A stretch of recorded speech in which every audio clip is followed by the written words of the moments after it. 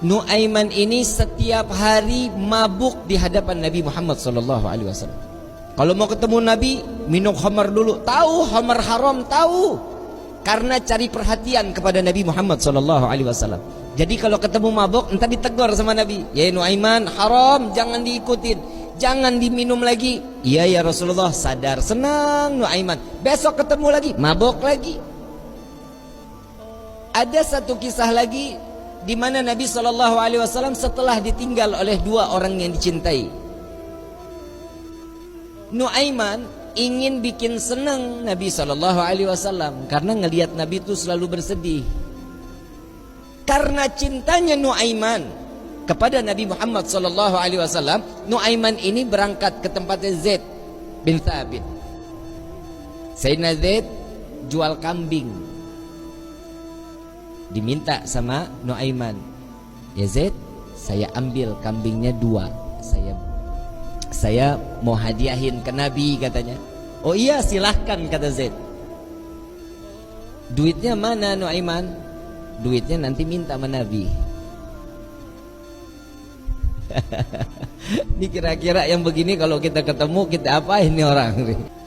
Dibawain 2 ekor sama Zaid yang nganterin, bukan Nuaiman yang bawa. Nuaiman ngintip dari samping tembok, ngeliatin begitu kambingnya disampaikan kepada tangan Nabi. Zaid nungguin. Rasulullah senyum, alhamdulillah, terima kasih banyak, ini hadiah dari Nuaiman. Ya Rasulullah, alhamdulillah, kirim salam sama Nuaiman.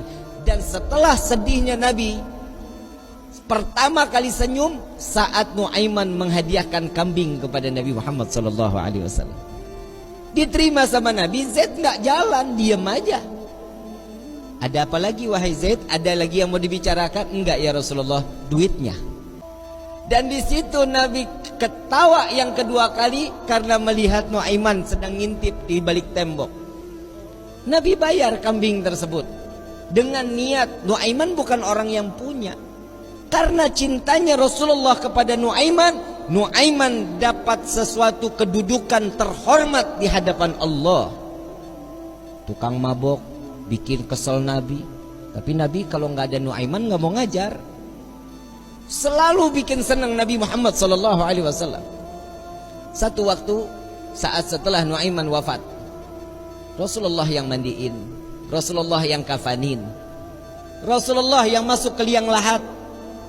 Kebayang kita, tangan Rasulullah SAW memegang jasad seseorang, sudah pasti jasad tersebut diharamkan masuk ke dalam api neraka. Sedih Nabi SAW kehilangan sahabat yang selalu membuat gembira Nabi Muhammad SAW. Setelah dikubur, semua masyarakat pulang.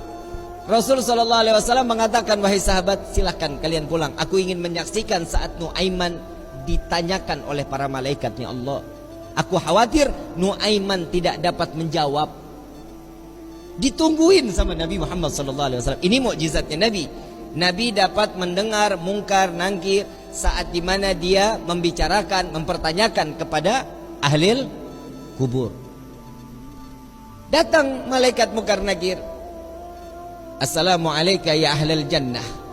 Ya Allah, mudah-mudahan kita semua di alam kubur dapatan pertanyaan begini nih dari malaikat. Salam kepadamu wahai penghuni syurga. La ilaha illallah. Allahumma ja'alna minhum. Amin ya rabbal. Man rabbuka? Allahu rabbi, kata Nuaiman. Wa man nabiyuka?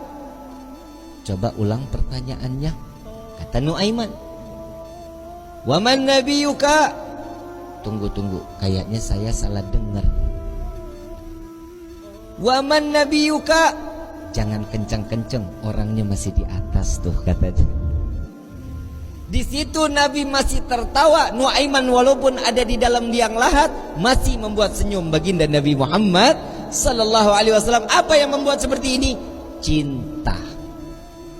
Kalau sudah mendapatkan cintanya seseorang yang kita inginkan, pasti hidup kita bahagia.